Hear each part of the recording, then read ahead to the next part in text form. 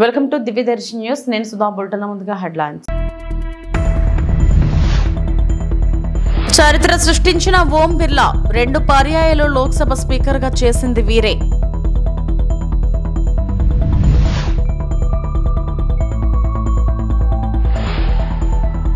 పంచాయతీరాజ్ ఉద్యోగ సంఘాలతో ఉప ముఖ్యమంత్రి పవన్ కళ్యాణ్.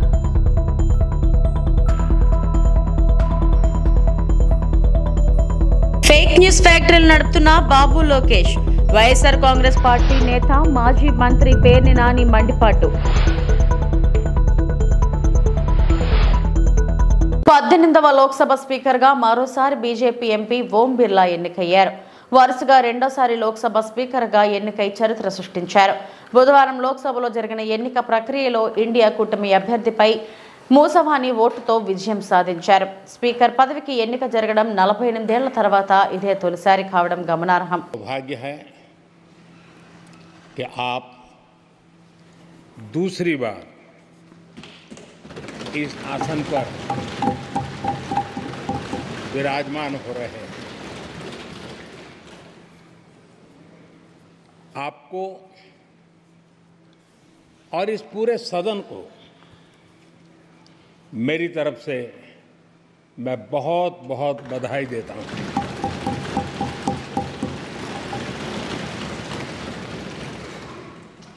आदरणीय अध्यक्ष जी, मेरी तरफ से आपको शुभकामनाएं हैं, लेकिन इस पूरे सदन की तरफ से भी आपको अनेक अनेक शुभकामनाएं. अमृत काल के इस महत्वपूर्ण कालखंड में दूसरी बार इस पद पर विराजमान होना बहुत बड़ा दायित्व आपको मिला है. और आपका 5 वर्ष का अनुभव और आपके साथ हम लोगों का 5 साल का अनुभव, हम सबका विश्वास है कि आप आने वाले 5 साल हम सबका मार्गदर्शन भी करेंगे और देश की आशा अपेक्षाएं पूर्ण करने के लिए ये सदन अपना दायित्व निभाने में आपकी बहुत बड़ी भूमिका रहेगी. आदरणीय अध्यक्ष जी, हमारे शास्त्रों में कहा गया है कि विनम्र और व्यवहार कुशल व्यक्ति सफल सहज रूप से होता है. और आपको तो उसके साथ साथ एक मीठी मीठी मुस्कान भी मिली हुई है. आपके चेहरे को ये मीठी मीठी मुस्कान पूरे सदन को भी प्रसन्न रखती है. मुझे विश्वास है రాబోయే రోజుల్లో రాష్ట్రానికి అన్ని మంచి శకునాలనే ముఖ్యమంత్రి చంద్రబాబు ధీమా వ్యక్తం చేశారు. రాష్ట్రంలో సమస్యలు చాలా ఉన్నాయని, తనపై మోయలేనంత భారం ఉందన్న విషయాన్ని ప్రజలు గుర్తుపెట్టుకోవాలన్నారు. ఖజానా ఖాళీ అయిపోయింది. జగన్ ప్రభుత్వం విపరీతంగా అప్పులు చేసింది.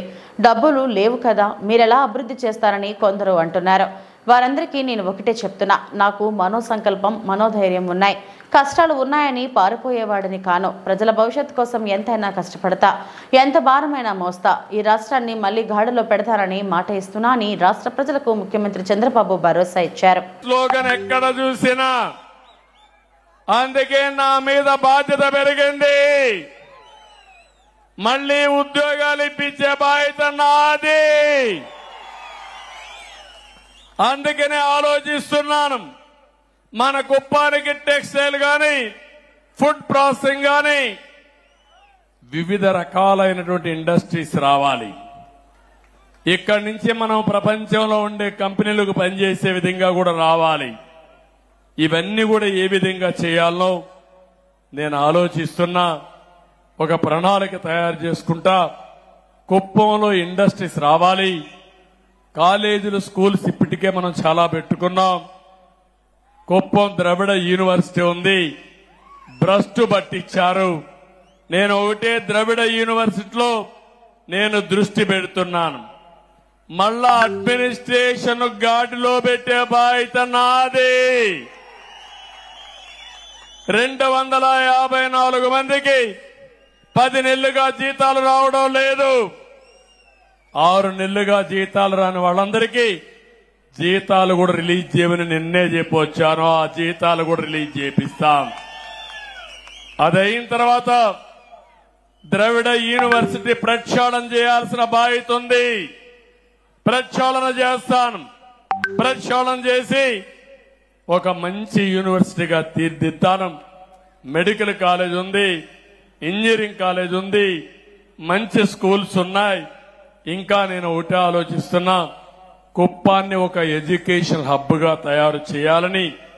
మన పిల్లలు చదువుకోవడమే కాకుండా బయట పిల్లలు కూడా వచ్చి చదువుకుని ఒక ఆహ్లాదకరమైన ప్రదేశంగా ఈ కుప్పాన్ని తయారు చేస్తాం.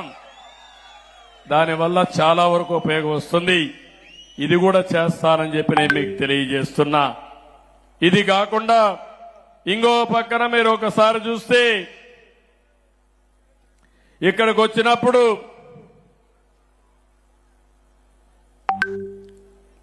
నేను కుప్పం విషయం ఇప్పుడే చెప్పాను. ఇది కాకుండా మీరు చూస్తే డిపో విషయం చెప్పాను. ప్రజలకు కొన్ని విషయాలు మీరు చూసినప్పుడు మనం కట్టిన కమ్యూనిటీ బిల్డింగ్స్ కూడా అట్నే పెట్టి వదిలిపెట్టి వెళ్ళిపోయారు. వన్యకుల క్షత్రియ భవనం 90% పూర్తయి మిగిలిపోయింది. కురుబ భవనం అసంపూర్తిగా ఉంది.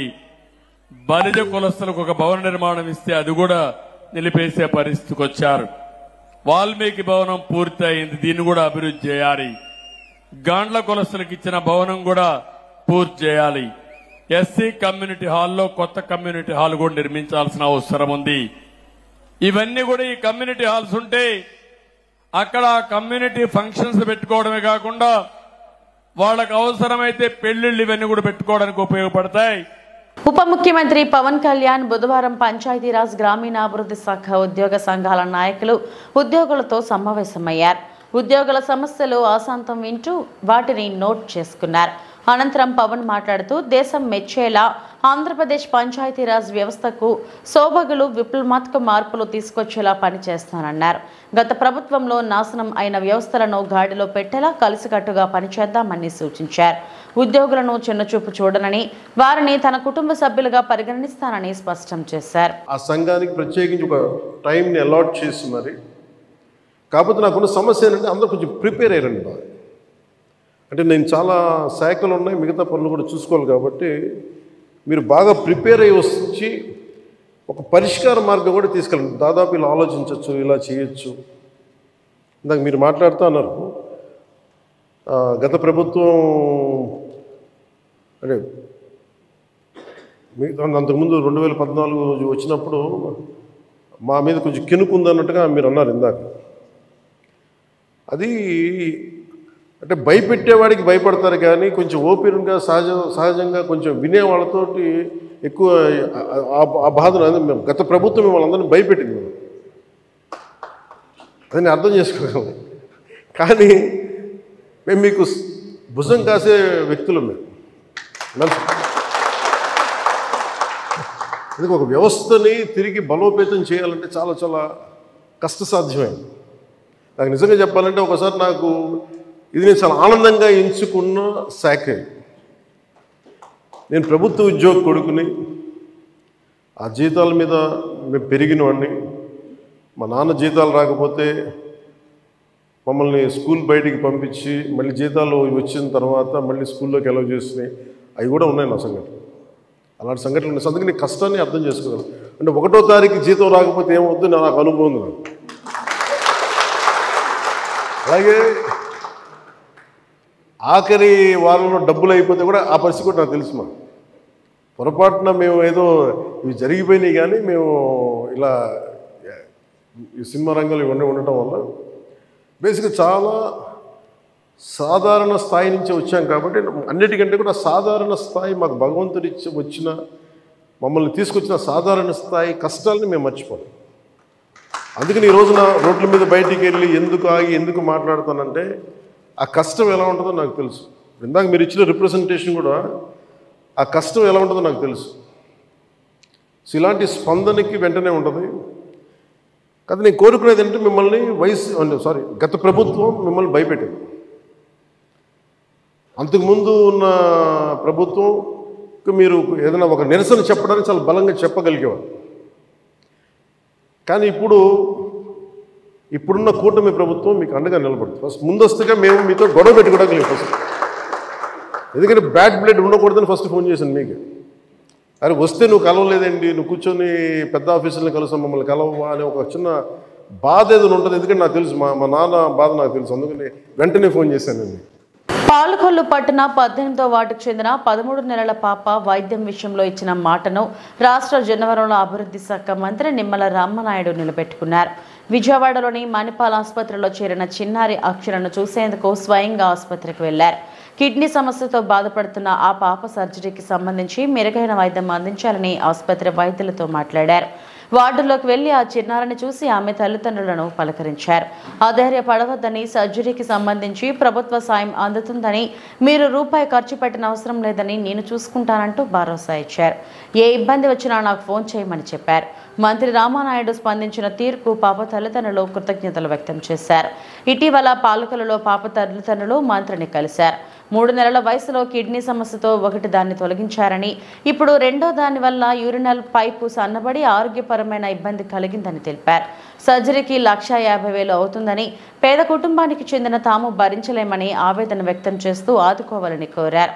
దీనిపై చెల్లించిన మంత్రి రామానాయుడు తక్షణం స్పందించి సీఎం కార్యాలయానికి ఫోన్ చేసి పాప పరిస్థితిని వివరించి ముఖ్యమంత్రికి సహాయం అందేలా చూడాలని కోరారు. ఆమె తల్లిదండ్రులకు మంత్రి రామానాయుడు మీకు ఆర్థిక భారం లేకుండా చూస్తానని ఇచ్చిన మాట చేతల్లో చేసి చూపించారు. కొద్దిగా పర్సనల్గా తీసుకుని చేయండి. ఇప్పుడు ఆ ఇన్ఫెక్షన్ ఏంటంటే పరిస్థితి బై బర్త్ డిఫెక్ట్ ఇంకేమైనా ఉన్నాయండి, అది ఒకటైనా ప్రాబ్లం పాపకి. అదేలేండి, ఒకసారి కొంచెం మిగిలిన కూడా అన్నీ ఒకసారి చూడండి, మొత్తం అంతా కూడా చూసి కొంచెం స్పెషల్గా అది కొంచెం కేర్ తీసుకుని కొంచెం చూడండి పర్సనల్గా. చిన్న పాప కదా, కొంచెం జాగ్రత్త చూడండి. మీరేమీ ఖర్చు పెట్టక్కర్లేదు ఎక్కడ కూడా. ఏదైనా ఉంటే నేను చూసుకుంటూ ఉంటాను, ఇబ్బంది ఏమో ఏమన్నా జాగ్రత్త చూసుకోండి పాప. నా అవసరం అయితే ఫోన్ చేయండి అమ్మా. ఓకే అమ్మా, ఓకే అమ్మా. పాపను అయితే జాగ్రత్తగా చూస్తుండండి అమ్మా, ఓకేనా? డాక్టర్ రాసే ప్రిస్క్రిప్షన్ కంటే మీరు ఇచ్చే సర్వీసే ఎక్కువ రికవరీ ఉంటుంది పేషెంట్, నేను గమనించేది. Okay, bye. నారా లోకేష్, నువ్వు పిల్లాడిగా ఉన్నప్పుడు మీ నాన్న హైదరాబాద్లో కట్టించిన పార్టీ ఆఫీస్ ఏంటి? ఇది పురపాక, రేకుల షెడ్డా, లేదంటే ఒకే గది ఉన్న స్లాబా? దీని చరిత్ర ఏంటి? ఈ పార్టీ ఆఫీస్ స్థలాన్ని ట్రస్టీకి బదిలీ చేసుకున్నారు, రెగ్యులరైజ్ కూడా చేసుకున్నారు. 2019 ఎన్నికలకు వెళ్లే నెల ముందు జనవరిలో కూడా 3 ఆఫీసులకు ఈ స్థలం లీజుకు తీసుకున్నారు అని పేర్ని నాని మాజీ మంత్రి పేర్కొన్నారు. గవర్నమెంట్దే అంతెందుకండి,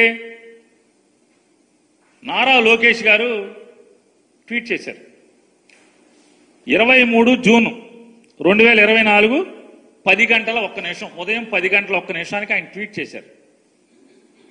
నారా లోకేష్ గారు ఏమని ట్వీట్ చేస్తారంటే, లోకేష్ గారు, జగన్, ఆంధ్రప్రదేశ్ రాష్ట్రం నీ తాత రాజారెడ్డి జాగీరా, వైసీపీ కోసం 26 జిల్లాల్లో 42 ఎకరాలకు పైగా 1000 రూపాయల నామమాత్రపు లీజుకి 33 ఏళ్లకు కేటాయించుకున్నావు.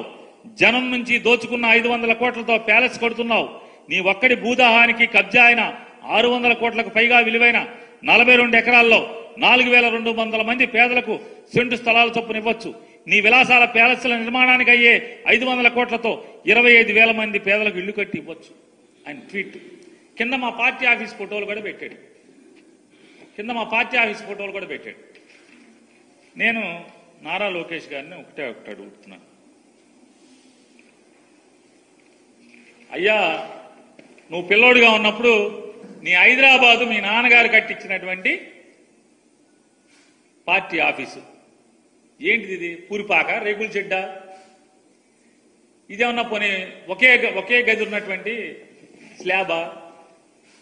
దీని చరిత్ర ఏంటి? దీని బతికేంటి? దీన్ని ప్రభుత్వం నుంచి పార్టీ ఆఫీస్కు తీసుకుని, పార్టీ ఆఫీస్ నుంచి దీన్ని ఎన్టీఆర్ ట్రస్ట్ అని ఇప్పుడు ప్రస్తుతం మీ అమ్మగారు చూస్తున్నట్టున్నారు. దీనికి యజమాని అంటే ట్రస్టీ కింద. అంటే నాకు తెలిసినంత వరకు, తప్పు అయితే వెనక్కి తీసుకుంటున్నా, క్షమాపణ కూడా కోరుతాను.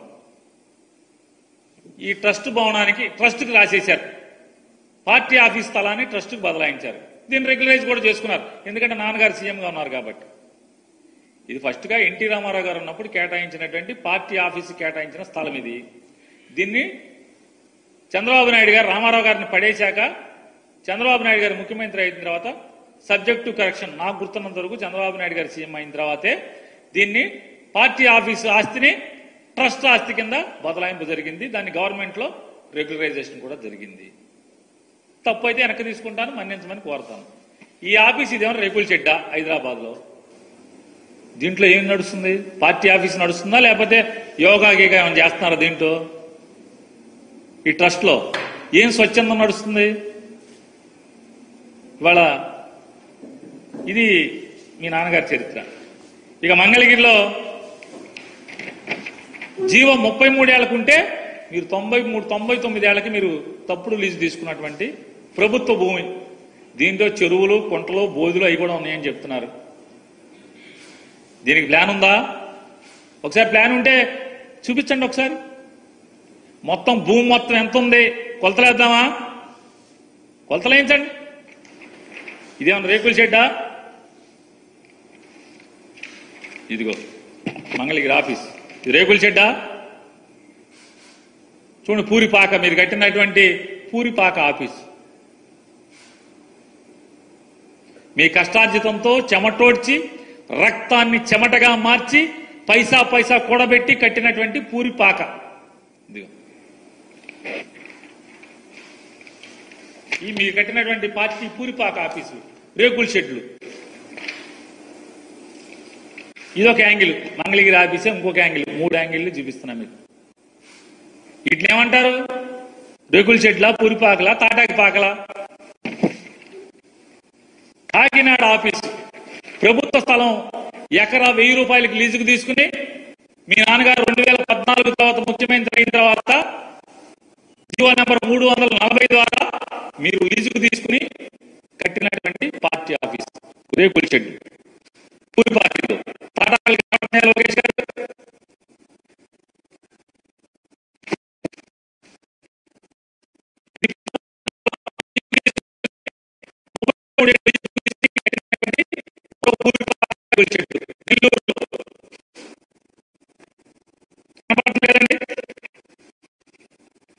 మొదట రేకుల షెడ్డు, చిన్న రేకుల షెడ్డు ఏలూరు పశ్చిమ గోదావరి జిల్లా ఆఫీసు 33 ఏళ్లకు లీజుకు తీసుకుని ఎకరా 1000 రూపాయలకు లీజు తీసుకున్నటువంటి ప్రభుత్వ స్థలాన్ని లీజుకు తీసుకున్నటువంటి రేకుల షెడ్డు.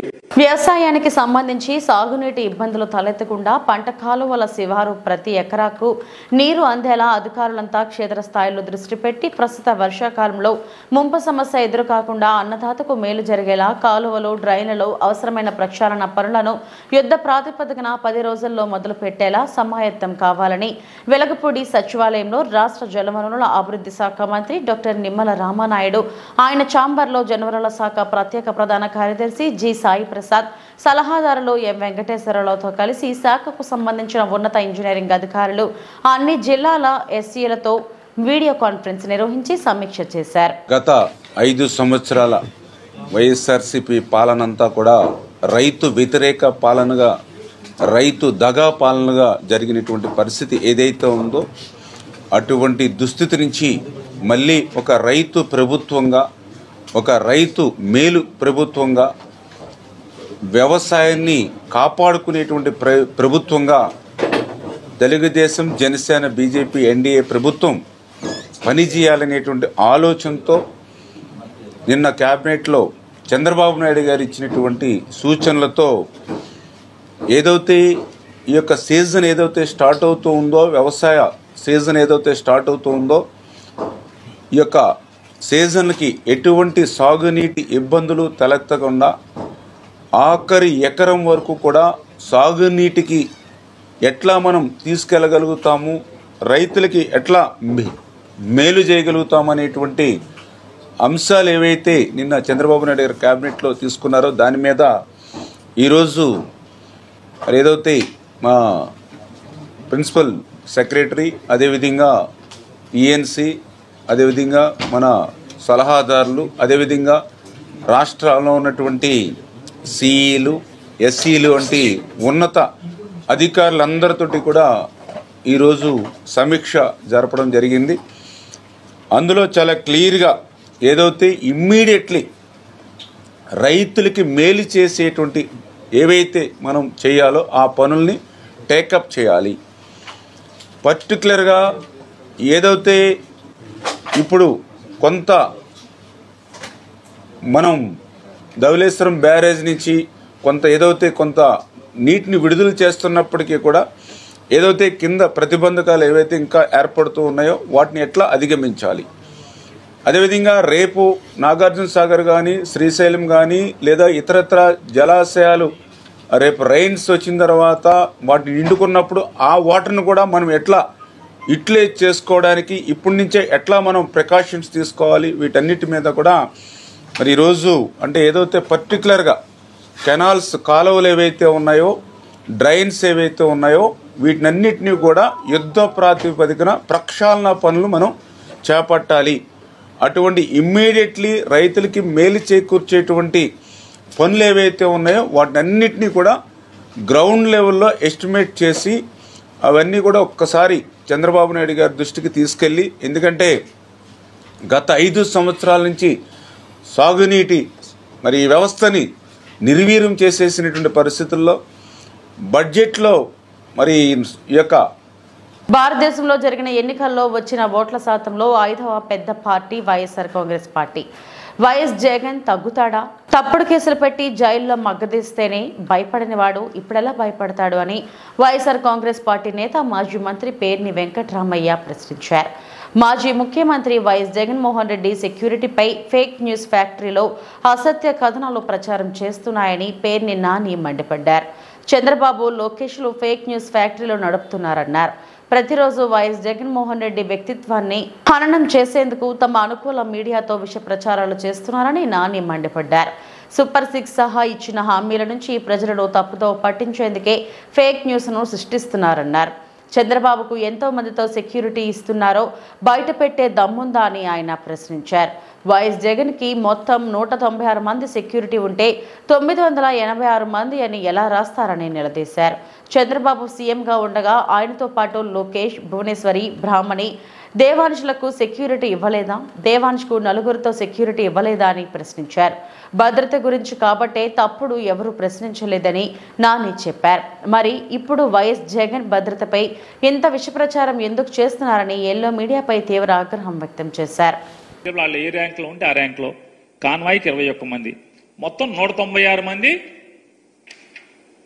సీఎం గారితో ఉండేటువంటి సిబ్బంది, అంటే ఆయన కేటాయించబడినటువంటి 196 మంది సిబ్బంది.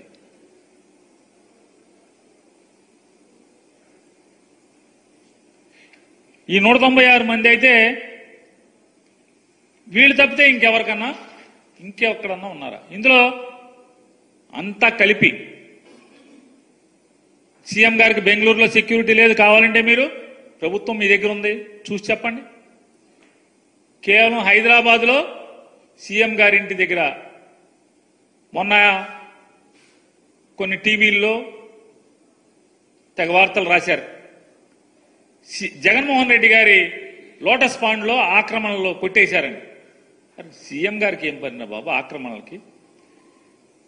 సీఎం సెక్యూరిటీ వింగ్ సీఎం గారి ఇంటి బయట పోలీసులు పడుకుంటాకి, ఆఫ్ డ్యూటీలో ఉన్న వాళ్ళు పడుకుంటాం కోసం తాత్కాలికంగా ఫుట్పాత్ మీద రేకుల షెడ్ నిర్మాణం చేశారు.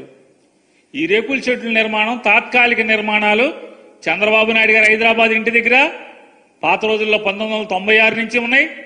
ఎన్టీ రామారావు గారి దగ్గర ఉన్నాయి. విజయభాస్కర్ రెడ్డి గారి దగ్గర ఇంటి దగ్గర కట్టారు. నేదురుమల్లి జనార్దన్ రెడ్డి గారి ఇంటి దగ్గర కట్టారు. కిరణ్ కుమార్ రెడ్డి గారి ఇంటి దగ్గర కట్టారు.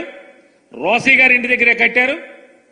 అట్లాగే జగన్మోహన్ రెడ్డి గారి ఇంటి దగ్గర కూడా తాత్కాలికంగా సీఎం సెక్యూరిటీ ఇంటెలిజెన్స్ వింగ్ వాళ్ళు తాత్కాలికంగా బ్యారక్స్ పోలీసులు 24 గంటలు ఉండరు కాబట్టి 3 గంటలకి షిఫ్ట్ మారుతారు కాబట్టి ఆ మారినప్పుడు పడుకుంటాం కోసం బ్యారక్స్ కట్టారు.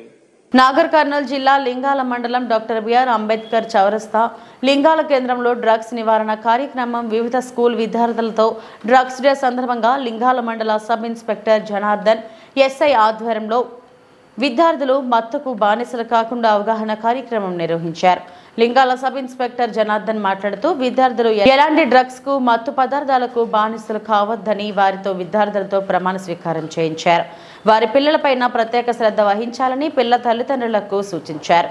డ్రగ్స్ మత్తు పదార్థాలు ఎవరైనా వాడుతున్నట్లయితే వారిని కఠినంగా శిక్షిస్తామని లింగాల ఎస్ఐ జనార్దన్ తెలియజేయడం జరిగింది. కార్యక్రమంలో పోలీస్ బృందం, వివిధ పార్టీల నాయకులు, విద్యార్థులు, తల్లిదండ్రులు, మహిళా సంఘాల వారు పాల్గొన్నారు.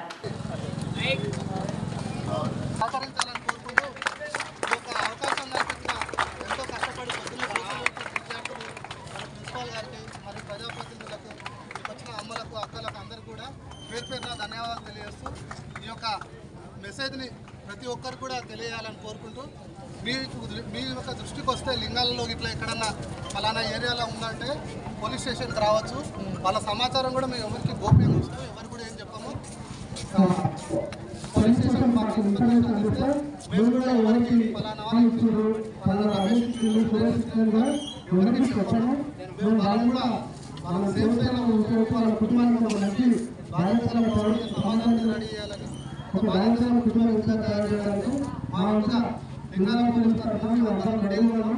కాబట్టి ఒకటే చెప్తున్నాం, ప్రతి ఒక్కరు బాధ్యత తీసుకుంటే ఒక లింగాల మండలంలో రోజు 10 కిలోమీటర్లు ఒకటే ఉండాలంటే ఒక రోజు పడుతుంది. అలా అనుకుని చూస్తే ఎంతసేపు లేకపోతుంది. అట్లాగే ఇదంతా మన బాధ్యత. ఓన్లీ పోలీసులు వేయాలి, ఓన్లీ ల్యాండ్ వేయాలి, ఓన్లీ విలేకరులు వేయాలి, ఓన్లీ ప్రజాప్రతినిధులు కాదు. ప్రతి ఒక్కరు ముందరకు వచ్చేస్తే తప్పకుండా కూడా మనం ఎలాంటి చేస్తాం. కాబట్టి మేము ఆ చెప్తాను చూసుకునే కొన్ని కండిషన్లు కూడా కొంచెం ఫిక్స్గానే ఉంటాయి.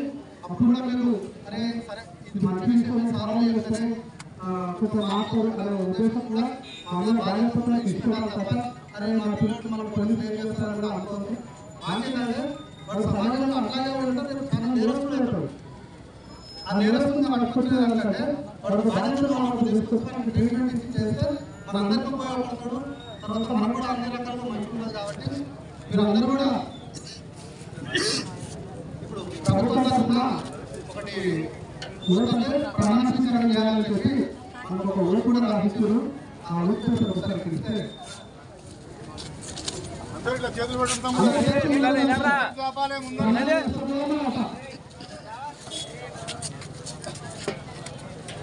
నేను చెప్పే ప్రతి మాట్లాడాలి అందరూ కూడా చేయాలి.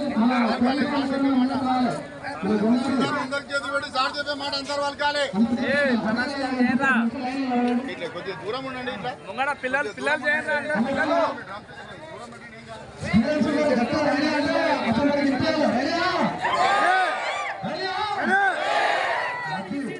మనం చెప్పే వాతావరణం కూడా ఇంట్లో అనుకున్నాం కూడా నచ్చ పదార్థంగా అరే అంటున్నారు వెళ్ళండి రావాలి.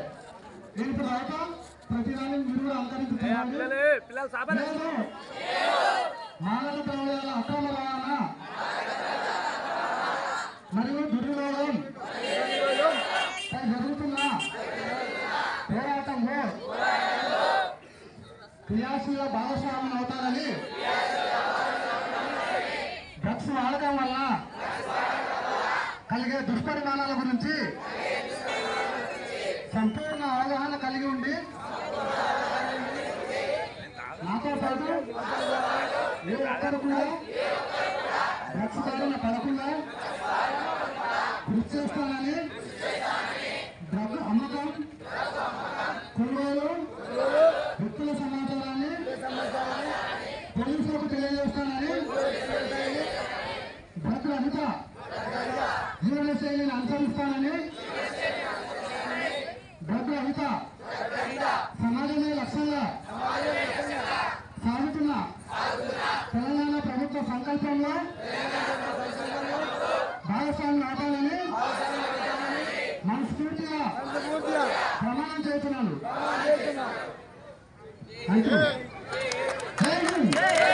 అంతర్జాతీయ మాదక ద్రవ్యాల వినియోగం అక్రమ రవాణా దినం. ఈ రోజు ఉదయం ఎన్ఏడి 4 రోడ్ల కూడలిలో ఫ్లైఓవర్ బ్రిడ్జిపై అంతర్జాతీయ మాదక ద్రవ్యాల వినియోగ అక్రమ రవాణా దినం సందర్భంగా పోలీసు వారు నిర్వహించిన మానవాహారంలో పాల్గొన్న స్కూల్ విద్యార్థులు. కార్యక్రమానికి ముఖ్య అతిథిగా పశ్చిమ నియోజకవర్గం ఎమ్మెల్యే పెతకంశెట్టి ఘనబాబు ముఖ్య అతిథిగా పాల్గొన్నారు. స్కూల్ విద్యార్థులతో మాదక ద్రవ్యాలపై అవగాహన కల్పించి ప్రతిజ్ఞ చేయించిన ఏడీసీపీ మోఖా సత్యబాబు. ఏడీసీపీ మొక్క సత్యబాబు మాట్లాడుతూ ఎన్డీఏ ప్రభుత్వం ఏర్పడిన తర్వాత ఆంధ్రప్రదేశ్ ముఖ్యమంత్రి నారా చంద్రబాబు నాయుడు ఆదేశాలు 100 రోజులు మాదక ద్రవ్యాలపై యాక్షన్ ప్లాన్ తయారు చేయడం జరిగింది.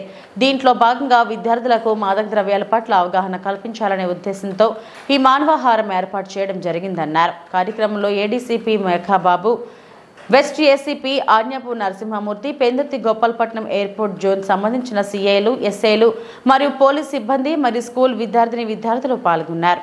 దీనికి దిశానిర్దేశం చేయడం జరిగింది. దీనిలో భాగంగా ఇక్కడ స్థానిక శాసనసభ్యులు గణబాబు గారి యొక్క నాయకత్వంలో ఆయన యొక్క ప్రోద్బలంతో ఇక్కడ మానవహార కార్యక్రమాన్ని ఏర్పాటు చేయడం జరిగింది. దీని యొక్క ముఖ్యమైనటువంటి ఉద్దేశం ప్రజలకి అదేవిధంగా విద్యార్థుల్లో కూడా మాదక ద్రవ్యాల పట్ల అవగాహన కల్పించాలి. దీనివల్ల ఎటువంటి దుష్పరిణామాలు వస్తాయనేటువంటిది వాళ్ళకి అవగాహన కల్పించడం కోసం ఈ కార్యక్రమాన్ని ఏర్పాటు చేయడం జరిగింది. భవిష్యత్తులో కూడా ఎన్ఫోర్స్మెంట్ పరంగా కూడా అవేర్నెస్ పరంగా ఇంకా అనేక కార్యక్రమాలు చేస్తాం. Thank you very much. ఏవైతే డ్రగ్స్కి సంబంధించి కానీ గంజాయికి సంబంధించి కానీ చాలా అలార్మింగ్గా ఈ స్టేట్లో గత 5 ఏళ్లలో ఎక్కడికక్కడ విచ్చలవిడిగా దొరికేటువంటి పరిస్థితి రావడం వల్ల ఎక్కువ మంది యువత ఈవెన్ స్కూల్ ఏజ్లో కూడా వీటికి అలవాటు పడటం అనేటువంటిది జరుగుతుంది. మనకి అక్కడికక్కడ కనబడతా ఉంది స్పష్టంగా. విశాఖపట్నంలో ఇది ఇక్కడి నుంచే వెళుతూ దేశవ్యాప్తంగా ఎక్కడైనా గంజాయి కానీ దొరికితే అది మూలాలు విశాఖ నుంచి ఆంధ్ర నుంచి ఉన్నటువంటి పరిస్థితి మీకు తెలుసు. ఇటీవల డ్రగ్స్ విషయంలో కూడా వైజాగ్కే చేరుకున్నట్టుగా మీరు అందరూ కూడా చూసాం. కాబట్టి ఇలాంటి పరిస్థితుల్లో దీనిపైన ఉక్కుపాదం మోపాలని చెప్పి ప్రభుత్వం ఏర్పాటైనటువంటి తొలి రోజుల్లోనే చంద్రబాబు నాయుడు గారు దీనిపైన ప్రజల్లో ఒక అవగాహన తీసుకురావాలని ఇప్పటికే స్టూడెంట్స్తో ఇంటరాక్షన్స్ కానీ మీటింగ్స్ కానీ చెప్పడం జరిగింది. ఈరోజు మానవహారం కానీ రాబోయే కాలంలో ఎక్కడికక్కడ చెక్ పోస్టులు ఏర్పాటే కాకుండా స్పెషల్ డ్రైవ్ పెట్టుకొని ఎక్కడెక్కడ ఈ గంజా కానీ ఇటువంటివి సేవిస్తున్నారనేటువంటిది వాటన్నిటి చోట ఇప్పుడు ఈరోజు పోలీస్ పూర్తిగా రైడ్స్ చేయడం జరుగుతుంది. పూర్తిగా దీన్ని అరికట్టే విధంగా మన చర్యలు ఉండటానికి ఇది ఒక 100 days ఒక ప్రోగ్రాం కింద తీసుకున్నాం. దీనిలో మానిపించేటువంటి క్రమంలో డీడిఎక్షన్ సెంటర్స్ కూడా అవసరం. ఎందుకంటే దీనికి అలవాటు పడిన వాళ్ళు వెంటనే సడన్గా కనుక ఆగితే వాళ్ళందరిలో ప్రవర్తనలో చాలా మార్పు వచ్చి ఇంకా క్రైమ్ యాక్టివిటీస్ కూడా అవుతుంది. కాబట్టి వాళ్ళల్లో కౌన్సిలింగ్ చేసి వాళ్ళని మళ్ళీ మార్పు చేసే విధంగా కూడా చర్యలు చేపట్టేటువంటి దీన్ని తీసుకోవడం జరిగింది. కాబట్టి ఇది అందరూ కూడా సమాజం అంతా, సొసైటీ అంతా కూడా దీన్ని సహకరించాలి. పోలీస్ డిపార్ట్మెంట్ ఈరోజు పూర్తి స్థాయిలో గంజాయిని కానీ డ్రగ్స్ కానీ ఎక్కడ దొరికినా ఇది ఒక తీవ్రమైనటువంటి ప్రభావం చూపించే అంశం కాబట్టి యువత పాడవుతున్నారు. కాబట్టి దీనిపైన చాలా కఠినంగా ఉండేటట్టుగా వారికి ఫ్రీ హ్యాండ్ ఇవ్వడం జరిగింది. గతంలో రాజకీయ ఒత్తిళ్లు ఉండేవి గంజాయి విషయంలో. ఈరోజు పోలీస్ శాఖకి చాలా ఫ్రీ హ్యాండ్ ఇవ్వడం జరిగింది. దాన్ని పూర్తిగా కంట్రోల్ చేసే బాధ్యత వారు తీసుకున్నారు. దానిలో చాలా ఒడిదుడుకులు కూడా వాళ్ళు ఫేస్ చేస్తున్నారు. ఎందుకంటే గంజాయికి అలవాటు పడిన వాళ్ళ ప్రవర్తన ఏ రకంగా ఉంటుందో తెలిసి స్టేషన్కి తీసుకొచ్చినాక వారు ఇంకా వారి ప్రవర్తనలో కానీ ఇంకా ఇతరత్ర అంశాల్లో కానీ వాళ్ళు చాలా ఎదుర్కొంటున్నారు.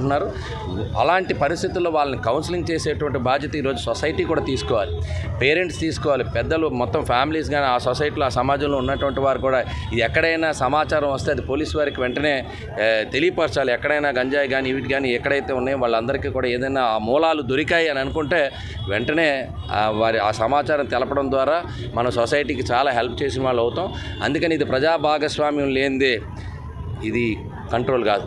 కొంతమంది వ్యాపారాన్ని దృష్టిలో పెట్టుకొని ఇది ఆర్థిక వనరులుగా చేసుకున్నటువంటి వాళ్ళ వల్ల ఈరోజు ఎన్నో కుటుంబాలు నాశనం అవుతున్నాయి.